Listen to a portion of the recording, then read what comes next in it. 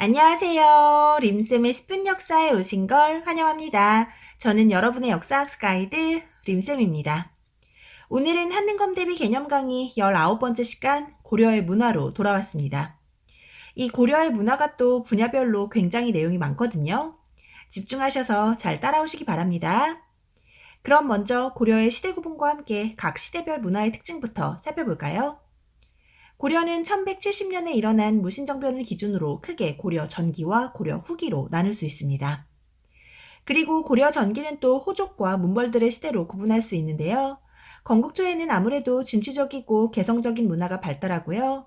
점차 호족들이 문벌화되면서 문화 역시 화려한 귀족 문화가 발달합니다.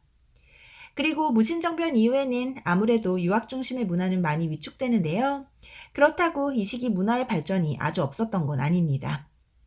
상감법을 활용한 고려의 상감청자라던가 몽골 침입 때 만들어진 팔만대장경 등은 이 시기에 만들어진 대표적인 문화유산입니다. 그리고 원 간섭기 권문세족들이 정권을 잡고 있던 시기에는 아무래도 원의 영향을 많이 받은 문화가 발전하고요. 한편으로는 우리의 자주성을 드러내는 자주적인 문화가 발달하기도 합니다.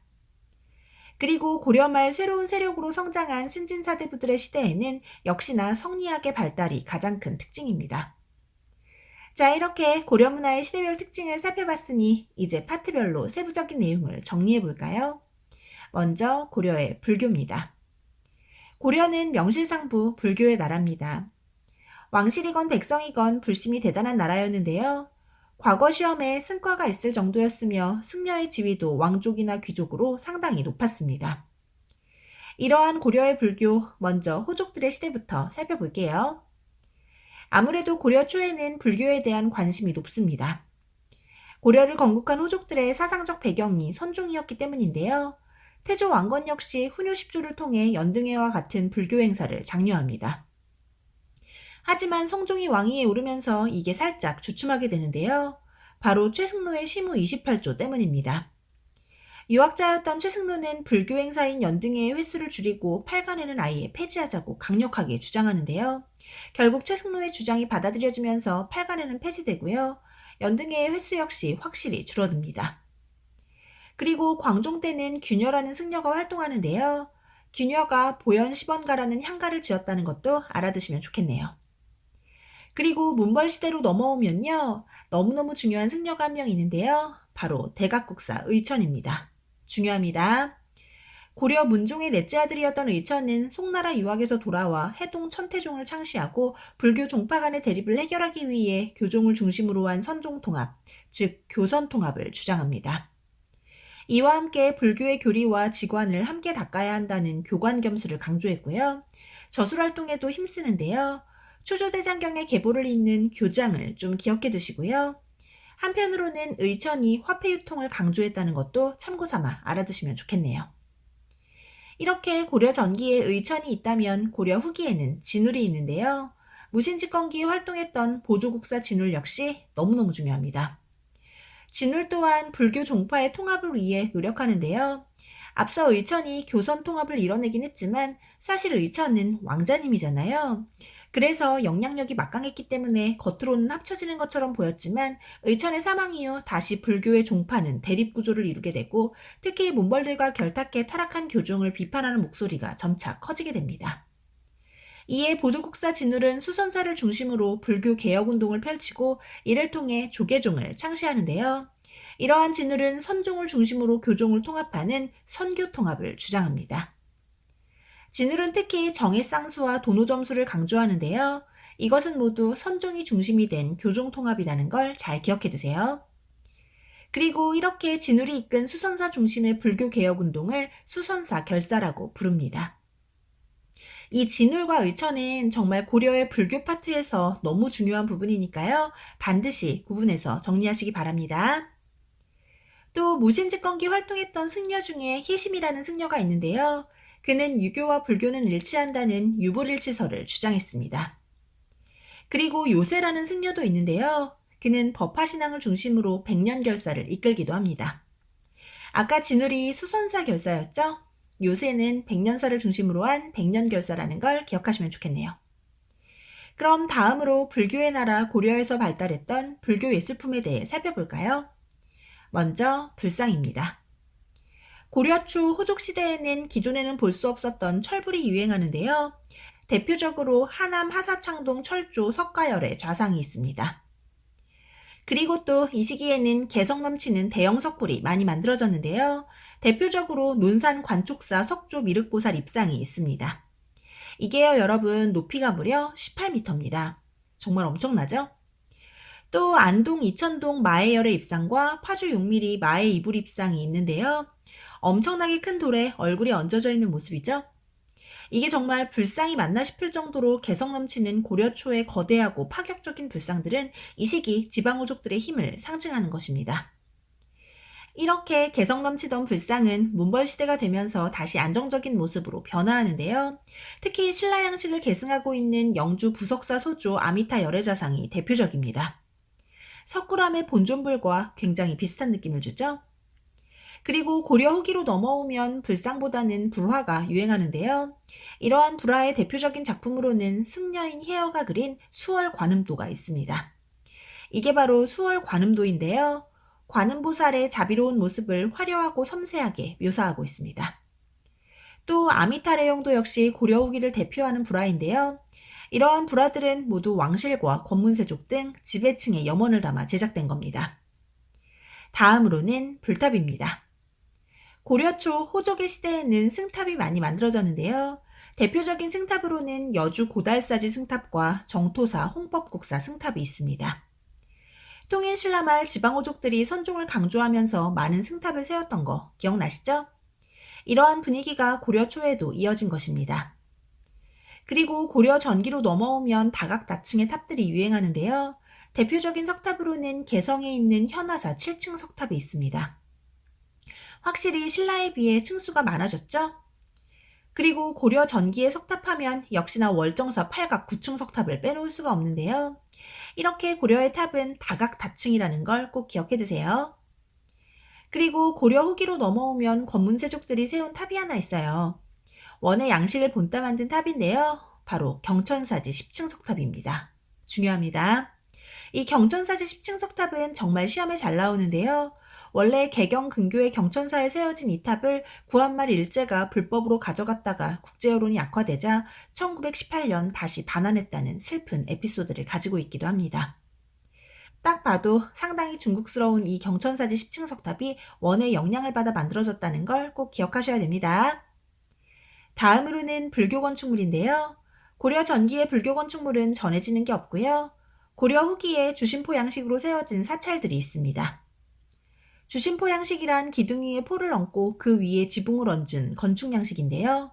포를 이용해 무거운 지붕의 무게를 분산시킨 것으로 기둥에만 포가 있는 걸 주심포 양식이라고 합니다. 이러한 주심포 양식의 사찰에는 안동의 봉정사 극락전, 예산의 수덕사 대웅전, 영주의 부석사 무량수전이 있습니다. 특히 이 봉정사 극락전은 현존하는 가장 오래된 고려의 목조 건축물이고요. 이 영주의 부석사 무량수전은 정말 우리나라 최고의 사원이라고 불릴 정도로 아름다운 균형미를 자랑하고 있습니다. 특히 부석사 무량수전의 배을림 기둥이 아주 유명한데요. 가만히 보시면 기둥의 배가 좀 뚱뚱해요. 실제로 기둥의 3분의 1 지점의 폭을 넓게 했는데요. 이를 통해 시각적으로도 기능적으로도 무거운 지붕을 받쳐주는 안정감을 주고 있습니다. 이 부석사 무량수전의 주심포 양식과 배을림 기둥도 은근 출제율이 높으니까요. 꼭 기억해 주시고요. 이와 더불어 고려 후기에는 다포 양식도 함께 발달했다는 걸 알아주시면 좋겠죠? 그럼 다음으로 넘어가 고려의 유학입니다. 이 유학 부분 역시 지배층을 중심으로 시기를 좀 구분해서 살펴볼 건데요. 먼저 호족들의 시대부터 살펴볼게요. 아무래도 건국 초에는 시스템을 정비하는 시기였는데요. 이 시기 광종이 과거제를 시행합니다. 이 과거제는 쌍기의 권위로 만들어졌고요.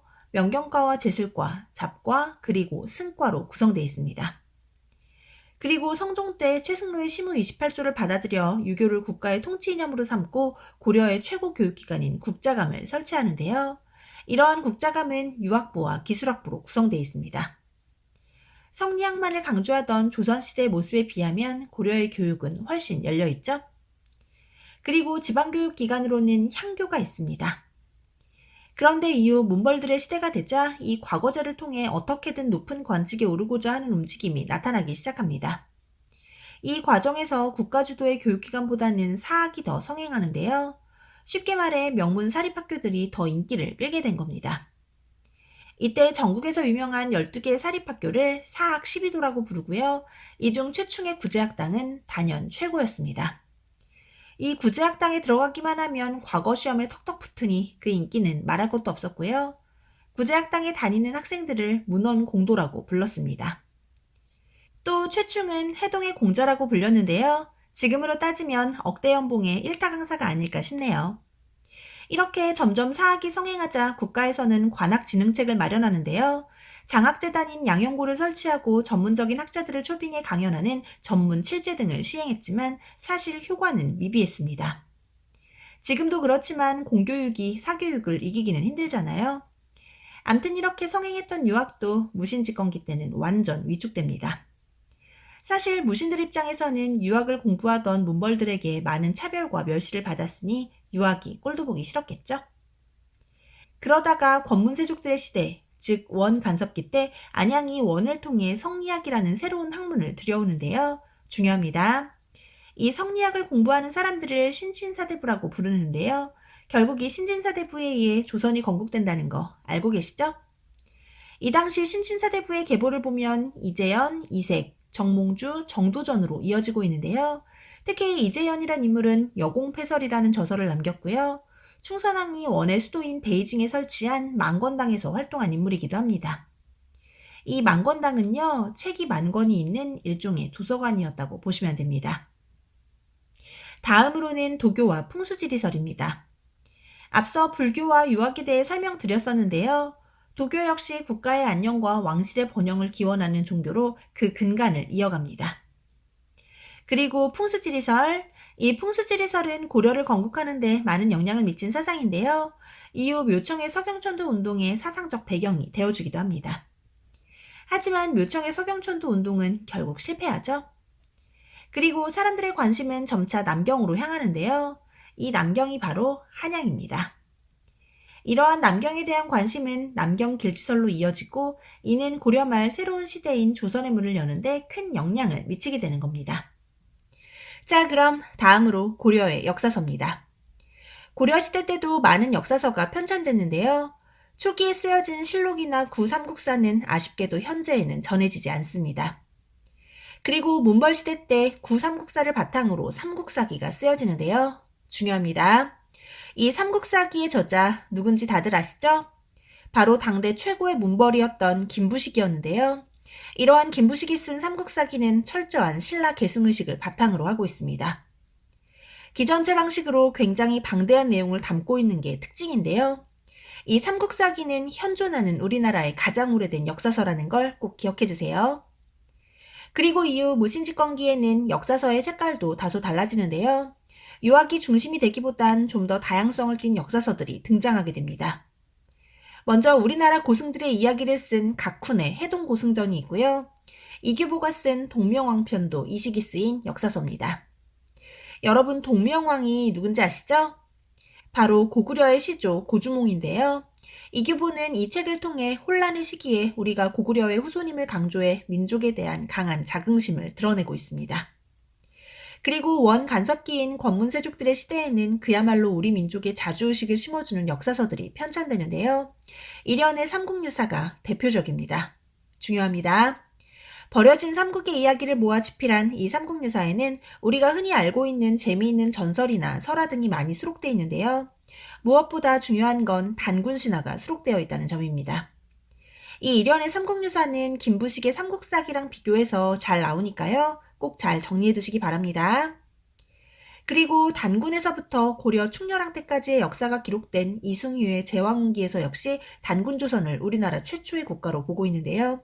삼국유사와 제왕운기의 공통점이 바로 단군에 있으며 이를 통해 우리 민족은 어려운 시기를 단군을 통해 극복하고자 했다는 걸 알 수 있겠죠?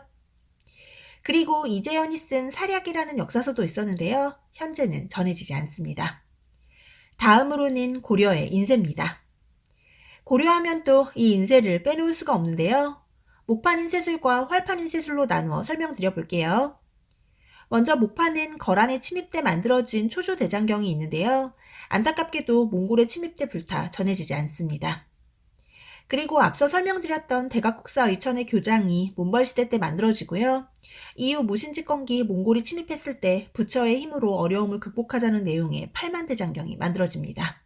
중요합니다. 현재 유네스코 세계기록유산으로 등재되어 있는 이 8만대장경은 정말 정밀하고 아름다운 목판인쇄술을 자랑하는데요. 정성스럽고 세밀한 작업으로 지금까지도 뒤틀림 없이 잘 보존되고 있습니다. 특히 이 8만대장경을 보관하고 있는 해인사 장경판전이 대박인데요. 얼마나 온습도를 잘 조절했는지 8만대장경이 잘 보존되고 있는 건 해인사 장경판전 덕분이기도 합니다. 그래서 이 해인사 장경판전은 유네스코 세계 문화유산으로 등재되어 있습니다. 근데 여러분, 이 해인사 장경판전은 조선시대 때 만들어진 겁니다. 이 또한 잘 체크해 두세요. 그리고 활판, 금속 활자하면 또 고려인데요. 직지심체유절 다들 들어보셨죠? 근데요, 이 직지심체유절보다 훨씬 앞전에 금속 활자인 상정고급 예문이 만들어졌다는 기록이 남아 있습니다. 아쉽게도 전해지진 않지만요. 그리고 우리의 자랑스러운 문화유산 고려 후기의 직지심체유절 중요합니다. 이 직지심체유절은 청주 흥덕사에서 만들어졌고요. 전 세계에 현존하는 가장 오래된 금속 활자본이라는 데 의의를 가지고 있습니다. 이러한 직지심체유절 역시 유네스코 세계기록유산으로 등재가 되어 있다는 걸 잘 기억하시기 바랍니다. 다음으로는 자기와 공예입니다. 제가 앞서 몬벌시대 때는 화려한 귀족문화가 발달했다고 말씀드렸는데요. 이런 나전칠기나 고려청자 등이 귀족문화를 보여주는 대표적인 유물입니다. 특히 고려청자는 당시 중국인들도 인정하는 최고의 명품이었는데요. 지금 봐도 정말 아름답습니다. 고려의 귀족들은 사발이나 접시, 항아리 등을 청자로 만들었고 심지어 기와와 베개도 청자로 만들었습니다. 정말 빛깔이 예술이죠? 하지만 이러한 청자는 귀족들만 누렸던 호사였다는 것도 기억해 두시는 게 좋겠죠? 이러한 화려한 귀족 문화는 무신집권기 때도 이어지는데요. 몬벌시대에 순청자가 유행했다면 무신집권기 때는 상감청자가 유행합니다. 이게 바로 삼강청자인데요. 표면에 정교와 무늬를 새겨넣는 고려만의 독자적인 기술인 상감법이 녹아 있습니다. 순청자보다 훨씬 화려하죠? 아마도 무신들은 이러한 청자에서조차 문벌들보다 우위에 있고 싶었던 모양인데요. 삼강청자는 더 화려한 걸 요구하는 무신들의 취향이 반영된 게 아닌가 싶습니다. 다음으로는 고려의 과학인데요. 먼저 천문 분야에서는 별자리와 관련된 관청인 사천대를 기억해 주시고요. 달력은 고려 전기에는 당의 선명력을 사용했고 후기에는 원의 수시력을 사용했습니다. 그리고 고려에도 첨성대가 있었는데요. 개성에 남아있는 이 고려의 첨성대는 용도라던가 시기 등 정확한 부분은 아직 미스터리지만요. 참고삼아 알아두시면 좋겠죠? 또 의학 분야에서는 고려 후기의 향약 구국방을 기억해주세요. 이 향약 구국방은 우리나라에 현존하는 가장 오래된 의학서라는 데 의의를 가지고 있습니다. 마지막으로 고려 말에 발달했던 화약 제조 기술인데요. 특히 최무선이 주도해서 만든 화통도감은 화약과 무기를 만드는 곳이었습니다. 이 최무선은 고려 말 진포전투에서 왜구를 크게 격퇴한 신흥무인 세력이었는데요. 그때 이 화통도감을 통해 만든 화약과 무기가 전투를 승리로 이끄는 데 큰 역할을 한 겁니다. 이 최무선은 고려의 이순신이라고 불리는데요. 잘 기억해 주시면 좋겠네요. 오늘은 고려의 문화에 대해 쭉 한번 정리해 봤는데요. 오늘 준비한 내용 여기까지입니다. 여러분들 고려가 얼마나 많은 외침이 있었던 나라였는지 아시죠? 그럼에도 불구하고 이렇게 아름답고 멋진 문화들이 발달했다는 사실이 정말 자랑스럽습니다. 여러분도 즐거운 마음으로 문화파트 공부하시고요. 사진 자료 많이 보면서 반드시 복습하시길 추천드립니다. 오늘도 정말 고생 많으셨고요. 구독과 좋아요는 언제나 감사드립니다. 그럼 안녕, 뿅!